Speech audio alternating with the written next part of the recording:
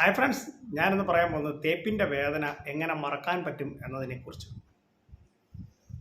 ഇപ്പോൾ ഒരാണോ പെണ്ണോ അവർ തമ്മിൽ പരസ്പരം സ്നേഹിച്ചു കഴിഞ്ഞ് അവർക്ക് തമ്മിൽ പിരിയണം എന്ന് തോന്നിയാൽ പിന്നെ നമ്മൾ ഉണ്ടാകുന്ന മാനസിക പ്രശ്നങ്ങളിലേക്കാണ് പോകുന്നത്.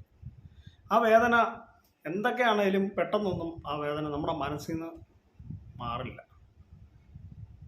അത് നമുക്ക് ഒരു പക്ഷേ നമ്മുടെ ജീവിതത്തെ തന്നെ ബാധിക്കാനുള്ള സാഹചര്യം ഉണ്ടാവും. അപ്പോൾ നമ്മൾ തേപ്പിൻ്റെ വേദന നമ്മൾ മറക്കാൻ പറ്റുന്ന കുറച്ച് കാര്യങ്ങളുണ്ട്.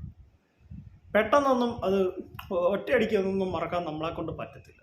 അത് നിങ്ങളെ കൊണ്ടും പറ്റത്തില്ല, എന്നെ കൊണ്ടും പറ്റില്ല. അത് പതിയെ ഘട്ടം ഘട്ടമായുള്ളൂ ആ വേദന നമ്മൾ മറക്കുകയുള്ളൂ. നമ്മൾ ഒറ്റയടിക്ക് ഒരിക്കലും നമ്മൾ ആ വേദന മറക്കത്തില്ല. അതിന് നമ്മളിവിടെ ശ്രമിക്കണം. ഇപ്പം നമ്മൾ എപ്പോഴും ആ പഴയ കാര്യങ്ങളെക്കുറിച്ച് ഓർത്തിരുന്ന് കഴിഞ്ഞാൽ നമുക്ക് വീണ്ടും വീണ്ടും പഴയ കാര്യങ്ങൾ നമ്മുടെ മനസ്സിലേക്ക് ഇങ്ങനെ വന്നുകൊണ്ടിരിക്കും.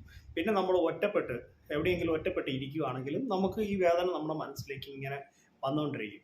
അപ്പം നമ്മൾ കൂടുതലും ഒറ്റപ്പെടാതിരിക്കുക, ഫ്രണ്ട്സിൻ്റെ കൂടെ നമ്മൾ കൂടുതൽ നേരം സ്പെൻഡ് ചെയ്യുക.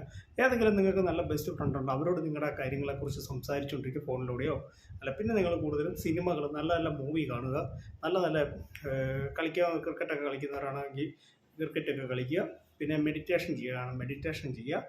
അങ്ങനെ ഓരോ ഇതിലേക്ക് നമുക്കിപ്പോൾ ഇഷ്ടമുള്ള കോമഡി പ്രോഗ്രാം കൂടുതൽ കാണുക, നമ്മുടെ സ്റ്റാർ മാജിക് അങ്ങനെയുള്ള പ്രോഗ്രാംസൊക്കെ നമുക്ക് കാണാം. അതൊക്കെ കാണുമ്പോൾ മനസ്സിന് കുറച്ചൊക്കെ നമുക്ക് ഒരു ഫ്രീ ആവും.